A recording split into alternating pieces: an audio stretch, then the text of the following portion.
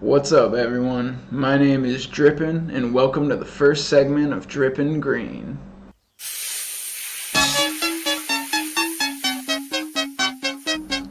So on Drippen Green, we're going to cover a lot of different topics related to cannabis, everything from the medical side to the industrial side, used in medicines, to products that are available to consumers.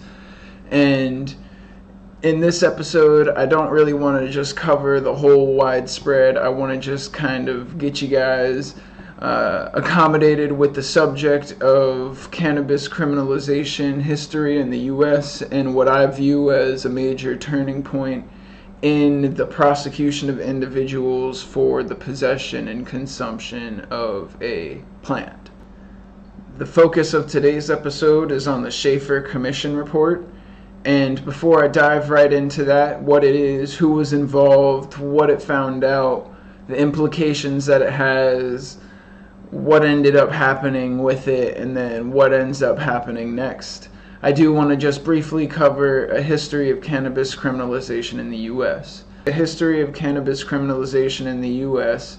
is overtly racist, and the initial policies that were put in place targeted exclusively minority groups such as Hispanics, recently freed slaves, and other individuals who were seen on the fringe.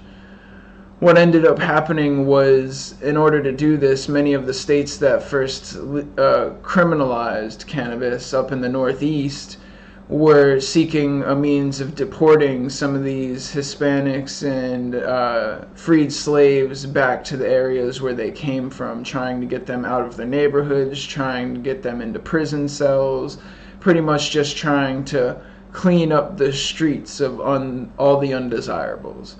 And as we all know now, that's entirely immoral, it's unethical, it's inhumane, it is deplorable, it's not right, it's not just, it's not legal. And I'm going to discuss that a little bit further later. After the initial states were criminalizing minority groups for the possession and distribution, consumption of cannabis, they passed an act federally, the Marihuana Tax Act, in the 1940s, which required individuals to purchase a stamp which would allow them to possess and consume cannabis. Now, the stamp was exorbitantly priced so that only the wealthiest individuals had this right, and this law ended up being repealed soon after based on the fact that it qualifies as self-incrimination for the individual to have to purchase and register themselves with the government in order to confess to committing a crime, right? So after the Marijuana Tax Act was repealed and everyone started looking at different ways that they could target the minority groups that they had been targeting for years and years previously, what ended up happening was this guy came along named Harry Anslinger, and he was head of the Federal Bureau of Narcotics, which ended up being shut down in disgrace and rolled into the DEA of today, which we all know should most likely be shut down in disgrace after the last head was found to be holding cartel cocaine, weapons, blow parties with prostitutes, and all this crazy stuff that ordinary people would never consider happens behind the war on drugs, at the very top of the people persecuting those individuals for committing such crimes. So when Harry Anslinger got involved, he created this whole smear campaign based around targeting these groups and these individuals who were in possession and consuming cannabis and labeling them as crazy. We all know it as the Reefer madness era, and the fact that it would drive individuals to commit rape and do crimes and commit murder and all this wild, insane nonsense that has absolutely no basis in fact, as we now know today. But as this started coming out, all this fear-mongering, fake news, propaganda, nonsense, there was an individual who was listening who would end up stepping into office by the name of Richard Nixon. And when Richard Nixon stepped into the office in the 70s, he wanted to make sure that he took the role of drug war liaison to its highest, to put all the drugs and their users in their place, which is ironic given the fact that his wife was an avid pill and alcohol consumer. It's funny how that works. And he would actually come later to commission Elvis Presley, we all know the king of rock and roll, to supposedly be an undercover DEA agent, while we all know Elvis Presley struggled himself with the consumption of drugs in his own way. What ended up happening with all this, and the reason I wanted to give you that background, was because when Nixon got involved, he did something which was create and help to start the Controlled Substance Act. And the Controlled Substance Act is the piece of legislation under which all members, all U.S. citizens are currently being oppressed and our constitutional rights are being violated. What ended up happening was Richard Nixon explicitly wanted to find a downside to cannabis. He wanted to find out everything that was wrong with it, all the problems that it was causing. He wanted to make them known. He wanted to put them in people's faces, and he wanted to make sure that this was never going to be something that anyone could ever consider doing in his society. He did this by commissioning a group of people led by Raymond Shafer, hence the name Shafer Commission, and their job was to produce a report with all of these flaws in the plant, in the way it makes people act, in the way it affects their bodies. He built this commission on this basis alone, to prove the harms of the plant. Never mind the prior evidence and research that had already been done and submitted on a federal level to the U.S. government prior to this. There were multiple reports which came out prior to this where we all should have had the recognition and the ability to access this plant because of these reports coming out.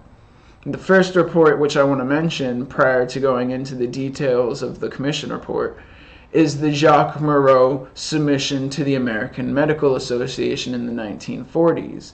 His submission basically told us everything that the last 20 years of cannabis research in cancer has been doing. It's basically the fact that they had comprehensive studies, comprehensive case studies, they had comprehensive test trials with cancer patients who were actively undergoing different treatments, not undergoing any treatments at all. They just had a wide range of participants who had cancer, and they were using cannabis in various ways to help with the effects of that cancer. All this research was published in the American Medical Association, and what ended up happening was when this all was supposed to come out, it was explicitly pushed to the back page of the American Medical Association by the individuals in charge of the Federal Bureau of Narcotics at the time. After this Jacques Moreau report, the U.S. Pharmacopoeia had a submission for cannabis in the treatment of a wide range of illnesses, not just cancer and the various illnesses that come along with that. And this was a comprehensive little segment in the page, right along with all their other natural remedies and different things, to list the official U.S. pharmacy handbook for doctors in the United States. After that came the Indian Hemp Commission, which did similar to the Shafer Commission Report, but on a lesser level. And it was basically to look into the different effects of native growing hemp plants. Now, the next report after the Indian Hemp Commission, which basically achieved the same results, the same outcome that the Shafer Commission Report did, was the LaGuardia Report.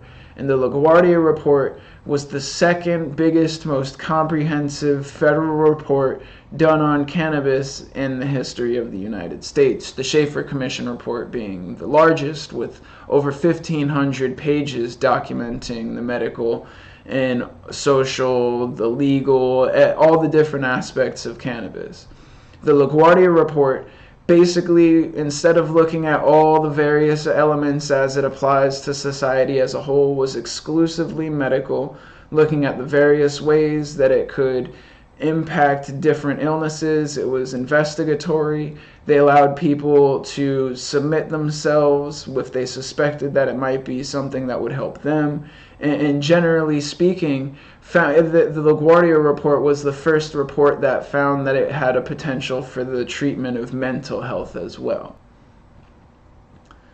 Now to dive into the Shafer Commission Report. The Shafer Commission Report, that 1,500-page comprehensive federal document describing all different aspects of cannabis. They know what they're looking at. There's plenty of science there. They've done the science themselves. The group was 14 people total. It was made up of 4 politicians. 2 of them were Democrat. 2 of them were Republican. It was made up of 5 medical doctors, 1 university president, 1 TV producer, 1 attorney, 1 executive director, Michael Sonnenreich, and Raymond Shafer, the former Pennsylvania governor. What they found, and they basically did a literary review of all scientific papers, both within the U.S. and outside of the U.S., they compiled all the research on law enforcement, impacts of current criminalization efforts, prohibition efforts, law enforcement and judicial system, protocol, pretty much everything that you could think of. They went and looked at granular detail as to how it impacts the American people, both in health as well as wealth, as well as overall social well-being. The findings of this report, they recommended full decriminalization of the plant. Not only that, but they wanted to allow individual citizens possession of up to 1 kilogram, free, no stamp, no license, no nothing, without charge, without taxation, without extortion, and this was without medical supervision. They did the research, they compiled the evidence, they did all the work that they still are saying needs to be done in many places. And what they found was that the only harm to come from cannabis being in a society is the act of persecuting individuals for the possession and consumption of it. The act of persecuting individuals for possession and consumption of the plant is the sole harm to come from cannabis in society. This is not my opinion. This is not some willy-nilly fact. This is straight hand-picked experts by Nixon himself came to this conclusion. So what does Nixon do? Well, Michael Sonnenreich was already on the board of pharmaceutical industry professionals within the United States. He held many prominent positions throughout various lobbying organizations, and they already knew. Michael Sonnenreich and Richard Nixon already knew the intention of the report was to smear the plant. Not only did they throw it in the garbage, but they already had the plan of creating the Controlled Substances Act to replace the Marijuana Tax Act.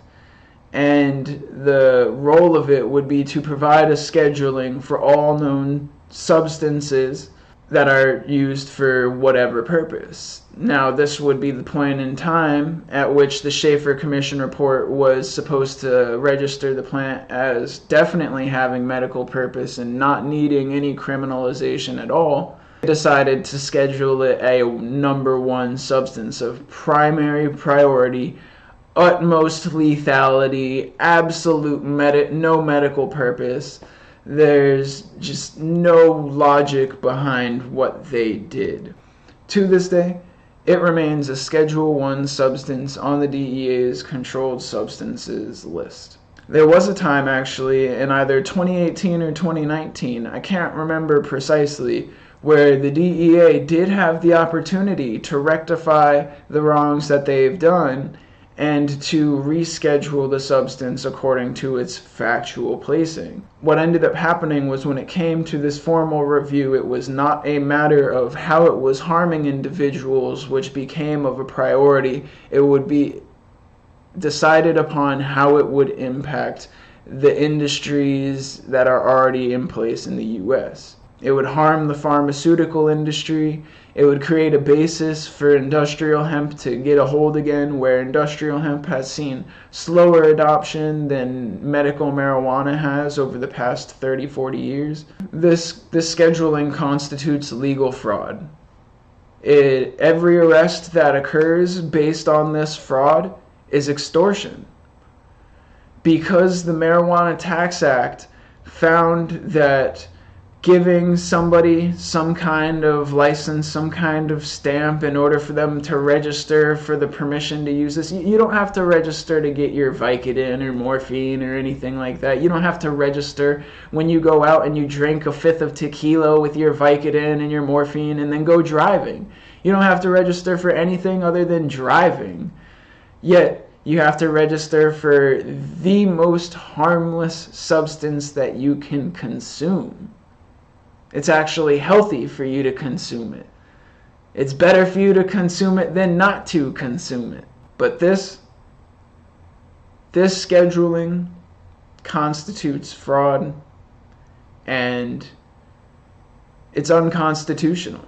Not only is it self-incrimination for you to go and purchase the right to possess a plant, which the government has arbitrarily deemed criminal, but it's also a violation of your Fourth Amendment right to secure persons, papers, and effects, to have the government telling you what you can and can't use as medicine, what you can and can't use as a recreational intoxicant even.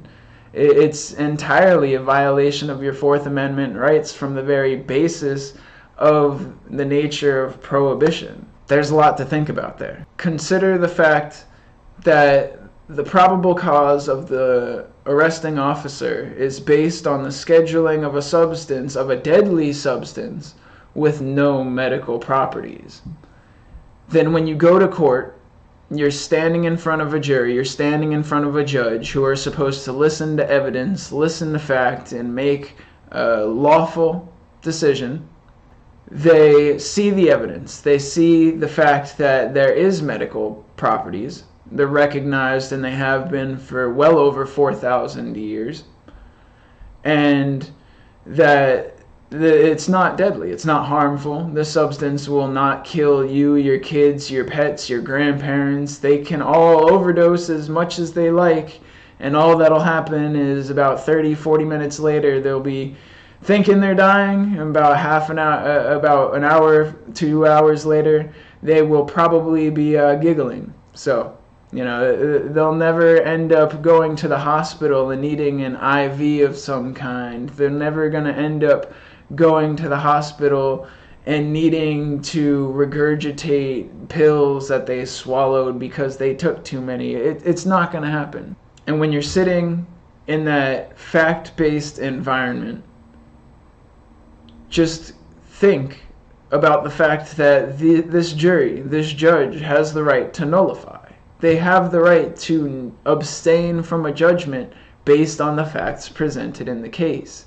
And if you're claiming that they're violating not only your constitutional rights, your civil rights, but they're also committing the criminal act of fraud and extortion by demanding you pay exorbitant legal fees and fines for something that was not going to impact anybody other than yourself, because of these facts, their probable cause, the scheduling of the substance, is in effect null and void.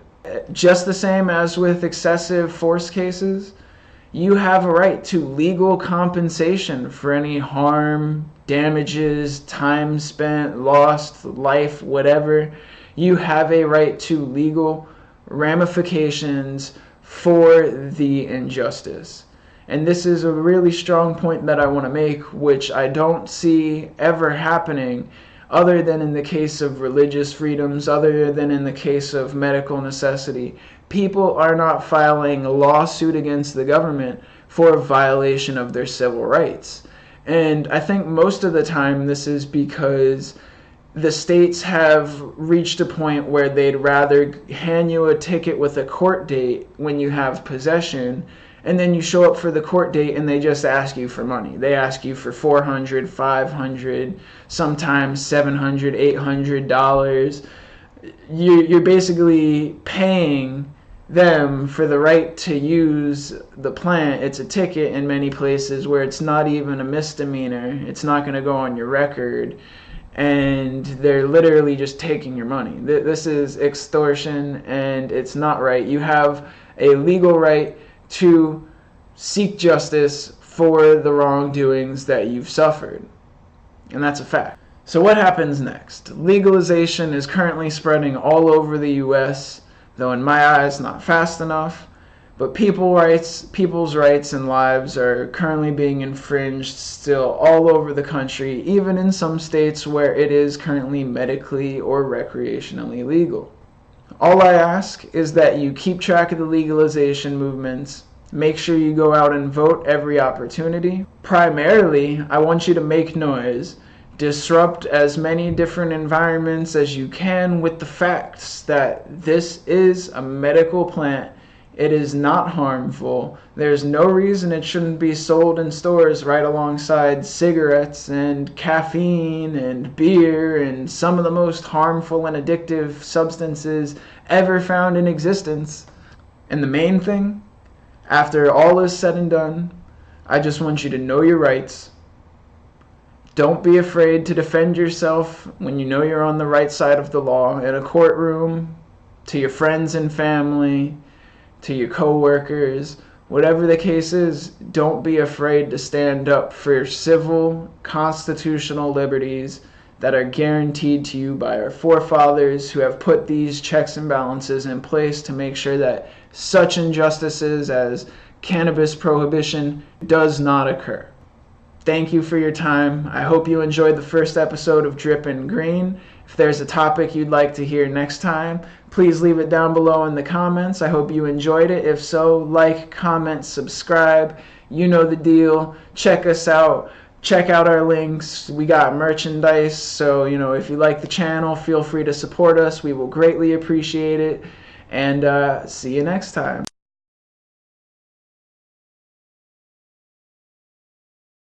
Laws against marijuana also confuse younger people about sensible use of drugs. Such laws contribute to the spread of addiction to hard narcotics by confusing the medical issue in the public mind.